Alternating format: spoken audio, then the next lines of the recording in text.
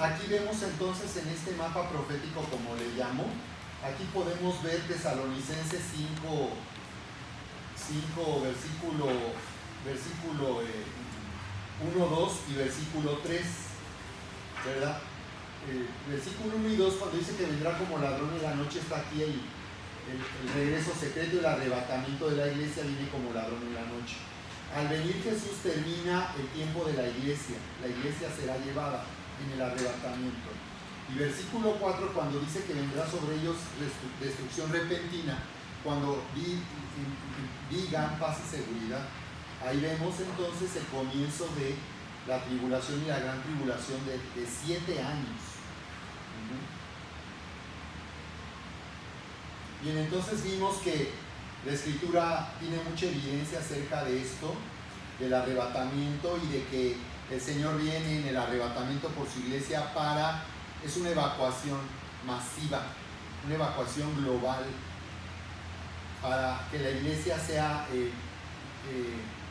protegida y por tanto sí escape de la gran tribulación. Aquí nos dice en Corintios 11, 31, 32, cuando celebramos la cena del Señor, tomamos el pan y la copa, leemos esta escritura que dice: mas siendo juzgados, somos castigados por el Señor, para que no seamos condenados con el mundo.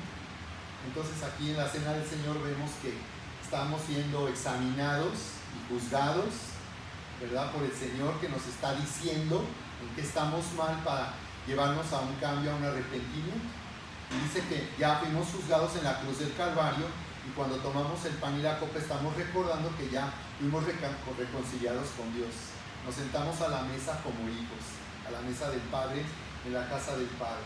Entonces estamos siendo juzgados para no ser condenados con el mundo. Entonces aquí nos está diciendo claramente que la iglesia no va a pasar por la gran tribulación. ¿De acuerdo? Y vimos entonces que Jesús nos habla en Mateo 24 acerca del futuro de Israel y de los judíos.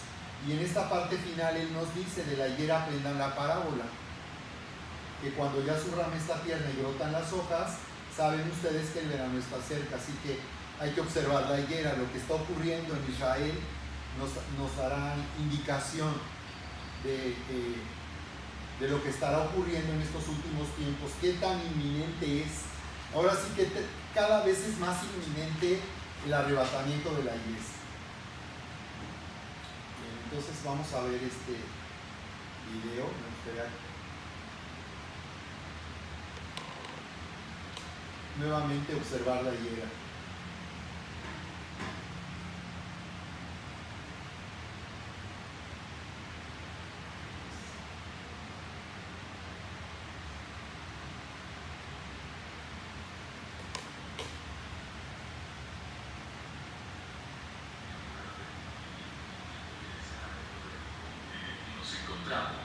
Profecías cumplidas. Dispersión.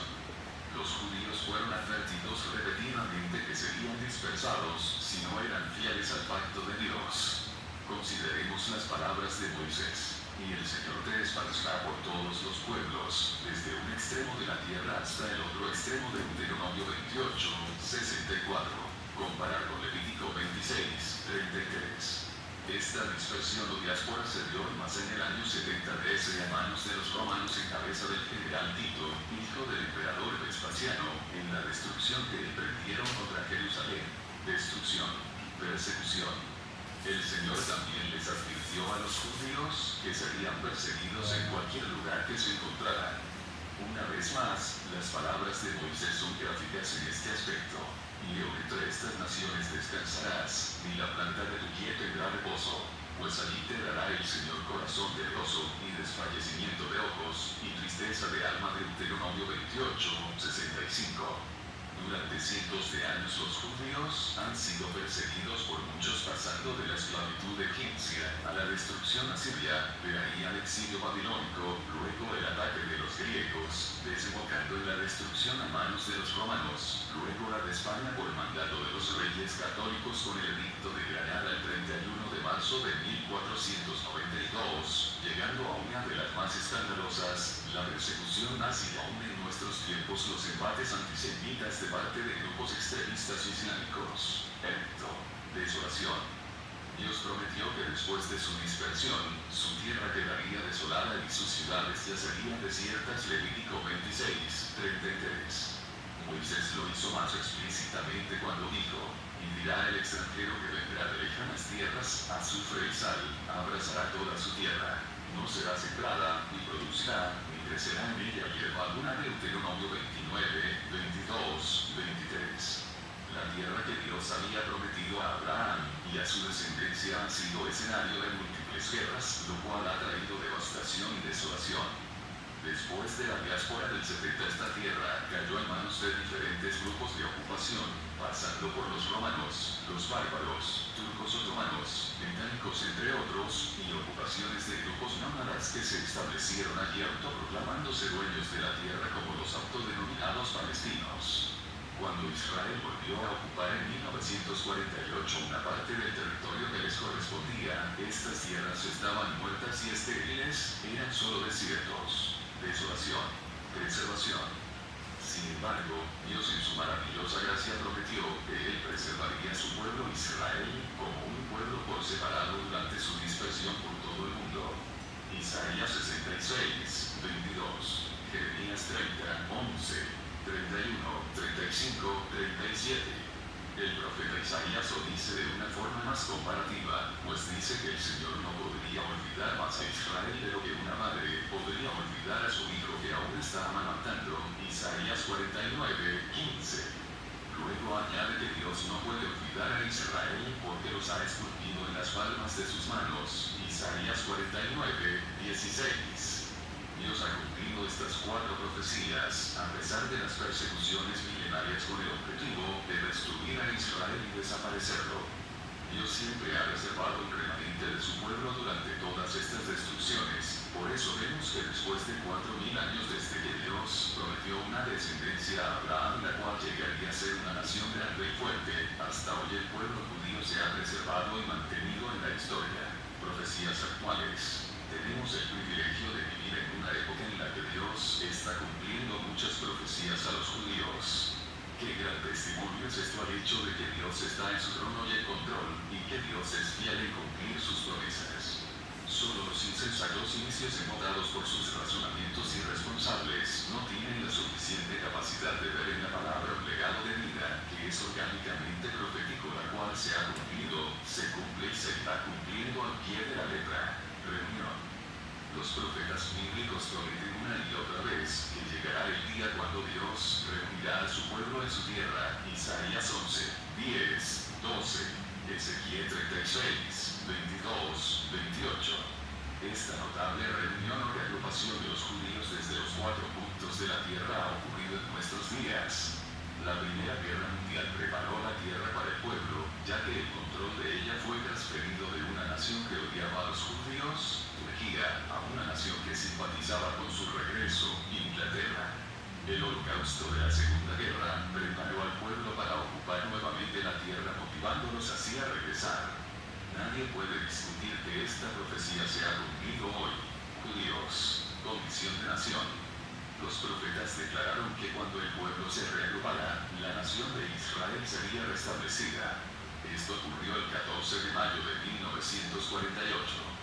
Isaías 66:7-8, Zacarías 12:3-6. Esto fue lo que el mismo Yeshua señaló hablando en profecía con respecto a la higuera que retoñaría y florecería. Mateo 24:32-34. Lucas 21:29-32. Este acontecimiento es la piedra angular profética. Es un acontecimiento que los eruditos en profecías habían señalado durante 400 años entre mucha burla y ridículo por aquellos que no creían que Israel volvería a existir como nación. Hoy Israel se levanta como una nación fuerte y grande. Establecimiento, florecimiento. Dios prometió que con el restablecimiento de la nación, la tierra florecería otra vez. Isaías 35:1-7. Joel 2:21-26. Como lo dijera el profeta, esta tierra que era desolada ha venido a ser como huerto del Edén. Ezequiel 36:35. Y eso es exactamente lo que la gente dice actualmente cuando visitan Israel, porque una vez más es una tierra de leche y miel. Más de 300 millones de árboles fueron plantados en el siglo XX. La lluvia se ha incrementado 450%. Los antiguos pantanos infestados de malaria han sido convertidos en tierras de cultivo. Agua del mar de Galilea ha sido canalizada a los desiertos, haciendo que florezcan. Los lugares desérticos han reverdecido nuevamente. Aún han aparecido insectos como el de la seda, del cual se está extrayendo una de las materias primas en seda más exquisitas del mundo: florecimiento. Pero el florecimiento hay que verlo también desde el punto de vista espiritual, pues Yeshua profetizó que Israel, como la higuera después de su sequedad, iba a volver a florecer. Este florecimiento se dio el 7 de junio de 1967, cuando Israel retomó el control de Jerusalén y la anexó nuevamente a su territorio. A partir de ese momento comenzaría la cuenta regresiva de la que habló el Señor Jesús, que no pasaría una generación sin que todo eso aconteciera. Lucas 21, 29, 32. Debemos entender que una generación bíblicamente oscilaba entre los 70 y 100 años. Salmo 90, 10. Génesis 15, 16, pues es lo que dura en promedio la vida humana, es decir, una generación. Lo que quiere decir es que a partir de la recuperación de Jerusalén como territorio empieza a contarse el tiempo dentro del cual Yeshua dijo que regresaría. Hay que recordar que Israel sin Jerusalén no es Israel. Aunque en 1948 se conformó nuevamente la nación de Israel, esta estaba incompleta, pues dentro de sus territorios no estaba Jerusalén, porque se encontraba bajo el dominio árabe. Idioma. Cuando los judíos fueron esparcidos por todo el mundo en el primer siglo, la lengua hebrea se fue perdiendo. Los judíos que se asentaron en Europa desarrollaron un idioma llamado Yiddish, una combinación de hebreo y alemán.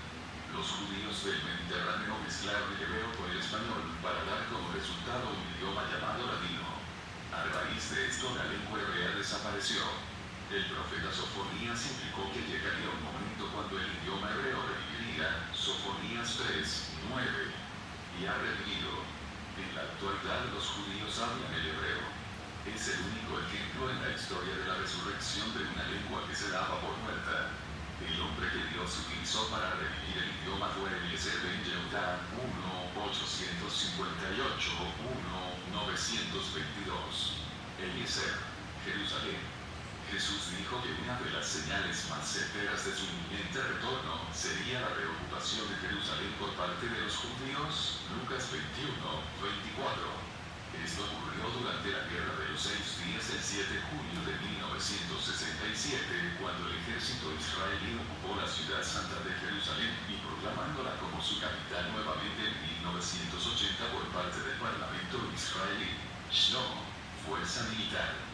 Zacarías profetizó que cuando los judíos se restablecieran en su tierra, su poderío militar sería abrumador, como brasero de fuego en la arena, y que ellos consumirían a todos los pueblos de su alrededor. Zacarías 12, 6.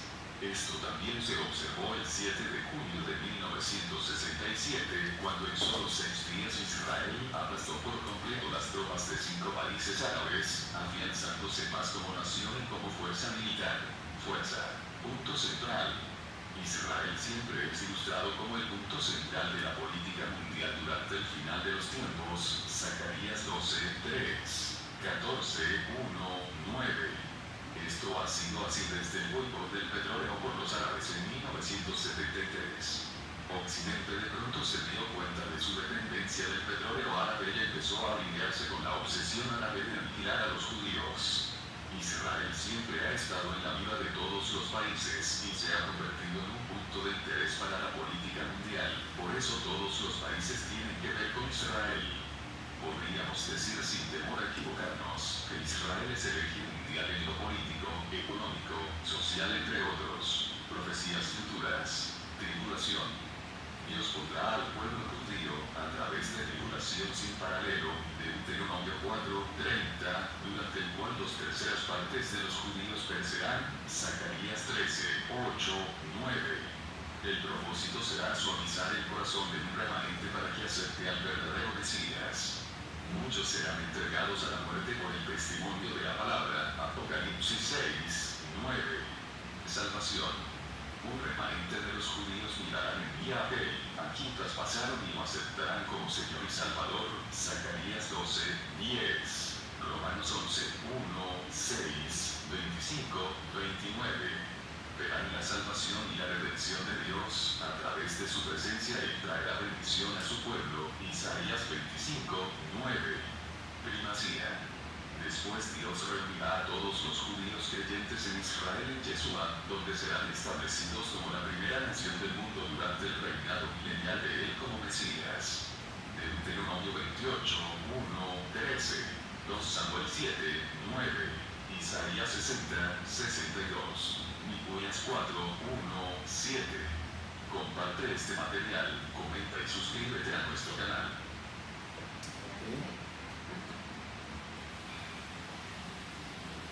Bueno, pues ¿qué les pareció? Todas las naciones alrededor están en guerra. Todas, Rosán, Golán, Gaza, Egipto, Cisjordania, todas están en guerra. Sí. Todas alrededor de Sí. Sí, lo que vamos a ver hoy es la guerra de Ezequiel 38 y 39, la invasión de Rusia por las tensiones que hay y los ataques que ha habido. Israel está atacando objetivos iraníes en Siria.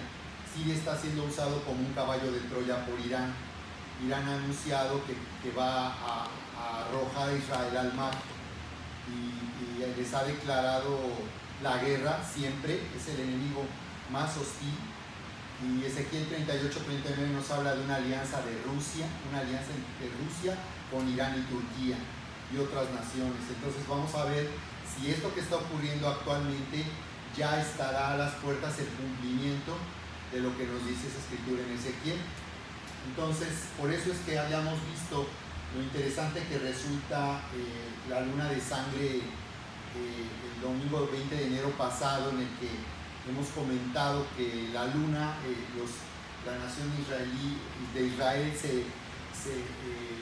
se rige por un calendario lunar. Entonces en la Biblia la luna, lo que ocurre con la luna, está también representando acontecimientos futuros para Israel. Entonces habíamos comentado cómo esto ha ocurrido a lo largo de la historia en momentos muy importantes de la historia de Israel. La aparición de esta luna de sangre o esta luna roja, como ocurrió en la independencia de Israel en mayo del 48, después de la Segunda Guerra Mundial. Habíamos comentado que este fenómeno de que la luna tome un color rojo sí indica un derramamiento de sangre, sí indica que habrá guerra, pero esto ha ocurrido en la historia de Israel, pero a favor de Israel, efectivamente, o como ocurrió en también la guerra de los 6 días, en donde ahí, como vimos aquí en el documental, Israel tomó el control por primera vez en la historia, después del año 70, de Jerusalén, y la declaró su capital, porque observen, desde el 48 que renació Israel al 67, su capital no era Jerusalén. Entonces, una nación básicamente puede identificarse por 4 cosas: tener un territorio, sí, está mejor iluminado, tener un territorio, un gobierno, leyes y un idioma. Eso es lo que podría identificar a una nación. Ellos fueron una nación sin territorio, sin gobierno, sin leyes, y aún el idioma lo perdieron. ¿Se dieron cuenta? Que ellos restauraron su idioma. Es una señal también de la higuera que reverdecería. Así que en el 67, en la famosa guerra de los 6 días, en la que otra vez una alianza de países árabes invadió, encabezados por Egipto, declaró la guerra a Israel. Ellos hicieron un ataque sorpresa, y entonces la aviación israelí destruyó toda la aviación egipcia, y de ahí ellos prácticamente ganaron el conflicto, pero fue algo sobrenatural. Hay evidencia sobrenatural de cómo Dios los defendió y peleó por ellos en esta guerra. Ahí es donde ellos ya tomaron el control de Jerusalén y el sitio del templo. Así que esto es muy importante, porque una de las señales que nos permitirán ver el inminente arrebatamiento de la iglesia es la reconstrucción del templo, para que el anticristo pueda proclamarse Dios de este mundo, para que el anticristo, el Mesías falso que los judíos van a reconocer, pueda revelarse, se requiere un templo, porque finalmente Satanás lo que va a buscar de esa manera es hacer realidad su sueño de toda la historia, que ha tenido por toda la historia de la humanidad, y es ser el Dios de este siglo, de este mundo. Así que si no hay templo, pues no se va a cumplir, no se puede cumplir esa profecía. El anticristo no se revelará como tal a los judíos, y eso dará comienzo a la persecución de los judíos, cuando ellos van a repudiar y van a rechazar a ese falso Mesías, y van a ser perseguidos por él a la mitad de la tribulación, dando comienzo a la gran tribulación. Lo interesante es que ya los judíos como tal ya tienen todo listo para que se vuelva a edificar el tercer templo. Hasta las vacas rojas, que eran especiales, ya las tienen, ya las volvieron. Lo impresionante es que Dios está trayendo nuevamente especies que se habían extinguido, como el molusco que produce el azul para teñir los tzitzis. Es impresionante que estaba escaso, ya no existía el molusco, y resulta de que hace unos, ¿qué será?, 20 años a la fecha, volvió a aparecer ese molusco, con el cual los tzitzis de los sacerdotes son teñidos del azul, con lo que hacen las únicas, y con las cuales teñieron en aquel entonces el tabernáculo. La vaca roja que ya estaba extinta ya volvió a resurgir. O sea, es impresionante. Ya los levitas ya los tienen, hasta las vestiduras sacerdotales ya las tienen hechas nuevamente como en el Antiguo Testamento. Ellos nada más están en el punto que ya digan, va y van, ¿no? Es impresionante. Así es. Como todas esas cosas que padecen, hay tanta evidencia tanta evidencia de cumplimiento profético como estos detalles. Efectivamente, esa vaca famosa, la vaca roja, imagínense una especie tan distintiva que se requiere para los sacrificios en el templo que será reconstruido. Entonces, cuando escuchamos esto, pensamos que van a pasar mucho tiempo para que esto ocurra, y lo que acaba de comentar Fina, así hay una serie de evidencias de la inminencia, de que todo esto ya se está cumpliendo y se ha cumplido. Así que la pregunta es, ¿qué sigue? ¿No? ¿Qué sigue? O sea, el templo está ya tienen todo listo para erigir el templo, y ahora solo se trata de resolver en dónde, en qué lugar. Y eso es lo interesante, por eso es megatendencias, ¿no? Todos los escenarios que pueden ocurrir, porque es difícil que nosotros con tanta certeza podamos determinar cómo va a suceder todo. Ahí es donde Dios nos sorprende. Podemos ver la tendencia que llevan los acontecimientos, pero realmente determinar con precisión cómo es algo que será muy difícil, no es posible. Ahí Dios nos va a sorprender. Pero al ver la tendencia para dónde apunta todo y cómo las cosas van a ocurrir, sí nos permite saber qué tan cerca está el inminente arrebatamiento de la iglesia. Entonces vamos a checar finalmente lo que nos dice Ezequiel 37, 38 y 39, para que de esta manera podamos ubicar lo que está ocurriendo en estos momentos de tensión entre Israel, Irán, Rusia y Turquía, que resultó ser un aliado en la era moderna. En estos últimos años Turquía era un gran amigo y aliado de Israel, y ahora acaba de dar el bandazo y ahora se ha convertido en un aliado de Rusia e Irán. Entonces vamos a ver si lo que nos dice Ezequiel finalmente estaría hablándonos ya de un cumplimiento. ¿Qué importancia tiene que esto suceda? En Turquía es donde están las 7 iglesias que habla el Apocalipsis. Las 7 iglesias están ubicadas en lo que hoy conocemos como Turquía. O sea, todo tiene una Exactamente. todo. Tiene un sentido, claro. Así es. Por eso me parece tan interesante que tú ahora empieces a mirar hacia lo que dice la profecía bíblica y que estés mucho más sensible a los acontecimientos mundiales, porque es muy interesante. Y además vamos a ver finalmente cómo esto repercute en la iglesia, ¿no? Vamos a ver cómo esto, lo que ocurre en Israel, también tiene que ver con lo que estará sucediendo aquí en la iglesia. Nos va a afectar espiritualmente lo que ocurre en Israel. Hay un paralelo, es como un espejo. Lo que ocurre en Israel se va a reflejar en la iglesia. Y ahí está muy interesante lo que vamos a ver en la siguiente sesión. Así que estamos aquí en Ezequiel. Déjenme mostrárselos. Ezequiel. Vamos a ver primero el 37.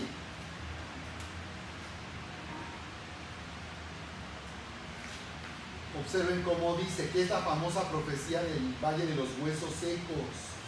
Bueno, esta profecía, de hecho yo la estoy tomando para orar por el crecimiento de la iglesia aquí en Querétaro para nosotros, porque es una escritura que puede hablarnos de esa forma también, pero literal y estrictamente se refiere al renacimiento de Israel, porque comienza diciendo: la mano del Señor vino sobre mí y me llevó en el espíritu del Señor y me puso en medio de un valle que estaba lleno de huesos. Aquí veremos el renacimiento de Israel.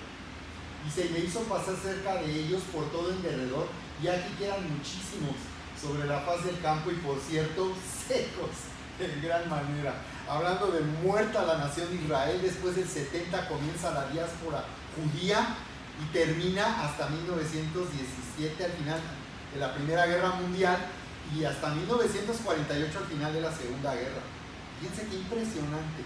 Secos, secos, secos. Dice: y me dijo: hijo de hombre, ¿vivirán estos huesos? Y dije: Señor, tú lo sabes, ¿verdad? Me dijo entonces: profetiza sobre estos huesos y diles: huesos secos, oigan la palabra del Señor. Así ha dicho el Señor a estos huesos: he aquí yo hago entrar espíritu en vosotros y viviréis. Y de aquí en adelante, bueno, ya lo puedes leer particularmente, y nos habla del renacimiento de Israel. Entonces enseguida en el capítulo 38 nos habla de una guerra y nos dice, o sea, del 1948 a la fecha no ha ocurrido lo que dice el capítulo 38. De hecho, el renacimiento de Israel probablemente no terminará con el arrebatamiento, sino que aún continuarán todavía cumpliéndose profecías sobre la nación de Israel hasta el milenio. Es que necesitan ellos tomar toda la tierra que perdieron, inclusive la que ni siquiera conquistaron, porque ese fue el pecado, que Dios habiéndoles dado la tierra, no la conquistaron en su completa, sí, totalidad. Bueno, ahorita sí, Sinael, mira, con la guerra de los 6 días, las fronteras de Israel se extendieron hasta Egipto. Y al norte hasta Siria. Ellos ya están. Pero falta la otra parte. No, déjame aclararte ese punto. Mira, ellos ya se extendieron más allá de sus propias fronteras que Dios les había dado. El problema es que han ido negociando por tener paz y seguridad y han ido cediendo esos territorios. Por eso al revés. Ahora lo que ellos están negociando para no entrar en guerra con sus enemigos árabes es ceder lo que ya habían y aún más de lo que les pertenecía, Más bien, y ahorita por ejemplo el grave problema, pero es un buen tema el que comentas, por lo siguiente, porque ese era el tema. Dios siempre les dijo que la tierra que les había dado, ellos debían de tomarla y no soltarla. Y eso tiene que ver también como iglesia para nosotros, que cuando Dios nos da algo, nosotros no debemos de soltarlo, ni negociar con el enemigo, como ellos lo han venido haciendo. Y es que los chistosos que no la tienen toda, te voy a decir por qué. A ver, ¿a qué te refieres? Porque tienen a Jerusalén, pero no tienen el lugar. Ok, ahí sí, ¿a eso te refieres? Sí, o sea, si a eso te refieres. Es a lo que, o sea, esa es la parte que dice, todavía ellos no tienen Mira, la totalidad. déjame decirte, ellos ya tienen el control de todo Jerusalén. Sí, pero no pueden tener ellos lo que no tienen es, jurisdicción sobre el área del templo, eso nada más. Entonces todavía no tienen todo. Por, Ah, eso, bueno, por eso tiene que haber ese cumplimiento Sí. que comentas tú, Sí, que se va a seguir dando, inclusive como dices, ¿no? sí. Nosotros nos vamos y todavía van a seguir aconteciendo situaciones proféticas sobre Israel. O sea, esa es la parte impresionante. Que Dios viene por una totalidad, o sea, un saneamiento total de su pueblo de Israel, ¿verdad? Entonces Dios va a cumplir todo, Bueno, todo. regresando a esa parte que tú dices, el área del templo efectivamente no tiene la jurisdicción internacional, porque hubo una negociación en donde ellos su capital es Jerusalén, pero no tienen el control absoluto. Ahorita, por ejemplo, lo que Trump está negociando, después de que dijo que ellos los reconocían, que iban a trasladar su embajada de Tel Aviv a Jerusalén, pues no parecería ser algo trascendental, pero resulta que sí lo es por la controversia que ha surgido en la ONU por esto, que todo el mundo ha rechazado o ha dicho, no pueden ustedes tomar a Jerusalén como capital porque no son solo ustedes, también están los palestinos. Y atrás de los palestinos todos los enemigos árabes. Entonces el problema de Israel es que ellos no han tenido la firmeza para permanecer en control de lo que les pertenece. Han tenido temor. Ahora, por ejemplo, el director del Instituto del Templo, porque hay un instituto que ha recaudado fondos a nivel mundial para financiar la construcción de ese templo, le está diciendo: lo que estamos esperando es que el Estado israelí nos dé luz verde y nosotros lo construimos y nos vale. Nos vale si esto desata una guerra, nos vale las consecuencias que esto tenga. Entonces lo que él está diciendo, que sean aguerridos. Es que acuérdense que les he comentado que la mayoría de la población de Israel, que son 8 millones de judíos, no son religiosos. Yo siempre creí que todo judío era religioso. Pero no son religiosos. Israelitas sí, y hay judíos. Entonces no es lo mismo los sionistas, el sionismo, que es un movimiento pro-Israel, no es lo mismo que ser judío, fíjense. Entonces resulta que los religiosos están desafiando a su gobierno a que sea aguerrido y se decida actuar para la reconstrucción del templo. Como esto supone un conflicto internacional y una guerra, pues están ahí tratando de negociar.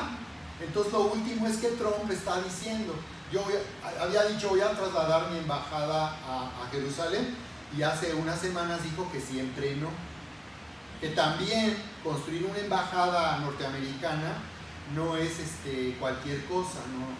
Porque son búnkers, como ellos son amenazados en todo el mundo, sus embajadas construyen fortalezas para no ser destruidos. Entonces dicen que la construcción de una embajada tomaría muchos años, varios años.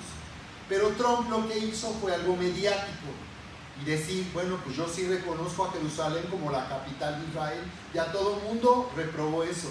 Pero ahorita acaba de decir, bueno, siempre nos vamos a esperar, porque ya había un decreto del gobierno norteamericano en el 85 de trasladar su embajada, nada más que nadie se había atrevido a tomar la decisión hasta que Trump lo hizo.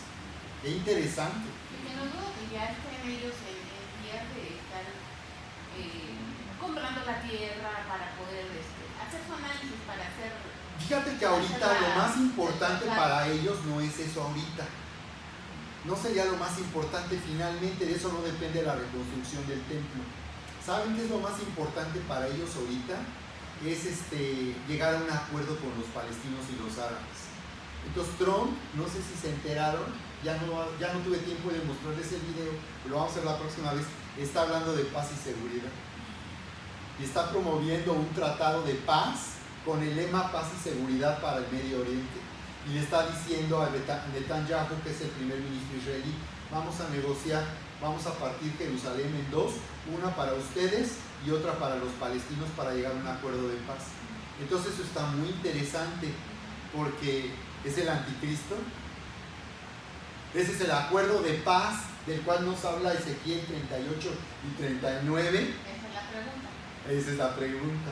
Entonces por eso tenemos que ver lo que dice la Biblia y tenemos que observar con cuidado lo que está ocurriendo para no fallar en esto, porque pues imagínate, si esto fuera así, pues no deberíamos de estar aquí. Eso es Y la pregunta impresionante. es también, Vamos a ver qué está pasando y la entonces. pregunta es también, ¿quiénes nos vamos a ir en el arrebatamiento? Ah, no, sí, toda su iglesia. Fina, aquí hay diferencias, por cierto. Algunos piensan que solo los santísimos se van a ir en el arrebatamiento. Yo enseño que toda la iglesia, todo el que ha nacido de nuevo Así. y le pertenece al Señor va a ser llevado en el Por arrebatamiento. eso. Pero Otra cosa es el tribunal de Cristo, No sé. a donde todo el mundo va a dar cuentas, cristianos chafas y cristianos realmente discípulos de Jesús. Todos vamos a dar cuentas ahí, pero yo sí enseño que el arrebatamiento es de toda la iglesia. Pero La iglesia, es que la iglesia, bueno, lo vamos a ver, luego platicamos. lo vamos a ver efectivamente, pero sí es un tema controversial.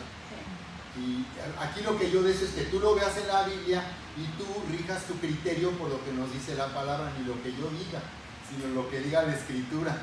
Y como tú lo entiendas también, porque eso se vale. Entonces no podemos ser dogmáticos de que el pastor aquí les dice, pues la neta del planeta y todos acatan. Tú lo tienes que entender, tú lo tienes que ver en la Escritura para tomarlo como una convicción. ¿Ok? Bueno, entonces lo que vamos a ver la próxima sesión es esto que nos dice, así dice el Señor. Dice aquí, yo estoy contra ti, oh Gog, príncipe soberano de Mesec y Tubal. Dice, y te quebrantaré y pondré garfios en tus quijadas y te sacaré a ti y a todo tu ejército, caballos y jinetes, de todo en todo. ¡Wow! De todo en todo equipados, todas tus armas de guerra más poderosas, todo tu potencial nuclear, gran multitud con paveses y escudos, teniendo todos ellos espadas. Dice Persia, Put y Fus, ahí está Irán. Algunos dicen que Pus es Egipto, Put es Libia, también eso lo vamos a ver. Nos habla de otras naciones, Gomer y todas sus tropas, la casa de Togarma, de los confines del norte, y todas sus tropas y sus pueblos contigo. Le está hablando a Gog. Gog es Rusia, Magog es Rusia. Le está hablando a Gog, el príncipe o el líder de Magog, Rusia. Entonces dice, prepárate y apercíbete toda tu multitud que se ha reunido a ti y sé tú su guarda. Dice, de aquí a muchos días serás visitado, al cabo de años vendrás a la tierra salvada de la espada, recogida de muchos pueblos, a los montes de Israel, que siempre fueron una desolación, mas fue sacada de las naciones, y todos ellos morarán confiadamente. ¿Cómo estará Israel cuando sea atacado? Dice que estará morando, viviendo confiadamente. Y cuando vean esta alianza de países encabezados por Rusia, que Israel está viviendo con paz y seguridad, le dice Dios, yo sé lo que vas a hacer. Subirás tú, dice, y vendrás como tempestad, como nublado para cubrir la tierra. Serás tú y todas tus tropas y muchos pueblos contigo. Wow. Entonces se va a poner bien bueno que lo veamos. Entonces aquí el asunto es las tensiones y ataques que hay ahorita de misiles de Israel a Siria. Les decía yo que Siria tiene ahorita, es un caballo de Troya de Irán. Irán es el enemigo más hostil y que más odia a Israel. Entonces, y es una república islámica. Entonces, Irán es quien ha financiado todos esos grupos terroristas que están constantemente atacando a Israel. A nosotros no nos lo dicen en las noticias, pero todo el tiempo están atacando a Israel. Entonces, Siria es un caballo de Troya. Siria es solamente como una cabeza de playa donde están viniendo de Irak a Siria para atacarle a Israel. Israel está atacando Siria, pero no a Siria, sino objetivos iraníes en Siria. Y Rusia ya dio todo su respaldo a Irán y a Siria. Están aliados. Y no solo eso, sino le ha entregado un sistema de defensa antimisiles. O sea, ya hay una guerra. La pregunta es si esa guerra es esta guerra, porque si es esta la guerra, no deberíamos estar aquí. Entonces, sin embargo, si esta guerra no es la de Ezequiel 38-39, lo que está ocurriendo hoy nos va a llevar a esto, que ya no estaremos. ¿Pero por qué lo dices que no deberíamos estar aquí? Por el arrebatamiento. No, pero lo dices por la controversia que hay gente que dice que va a ser después y gente que dice que va a ser antes. Por esa razón lo dices. Sí, por el arrebatamiento. Porque vamos a distinguir que una cosa es esta guerra y otra cosa es el Armagedón, y otra cosa es Apocalipsis 20, cuando Gog ataca a Jerusalén en el milenio. Son 3 guerras diferentes y les voy a mostrar la diferencia. Esta es otra guerra diferente al Armagedón. Esta no es la guerra del Armagedón. Sí, la del Armagedón es al final de la gran tribulación, que es cuando Jesús viene a destruir al anticristo. Esta no es la guerra del Armagedón. Esta es otra guerra, pero lo interesante es que está Rusia al frente de esta alianza. Y Rusia bajita la mano, cada vez se quita más la máscara de no tener problema con Israel y cada vez se vuelve más abiertamente anti-israelita. Entonces vamos a ver hasta la tendencia, ¿no? Como les decía, podemos ver hacia dónde va todo esto, pero exactamente cómo va a suceder es difícil saber. Pero todo esto está preparando el escenario para la guerra de Ezequiel 38-39, que cuando suceda ya no estaremos aquí, porque esta guerra será la mitad de la tribulación y el comienzo de la gran tribulación. Y es lo que les voy a mostrar. ¿Vale? Entonces hasta aquí estaremos viendo el... ¿Por qué Trump se sabe todo esto?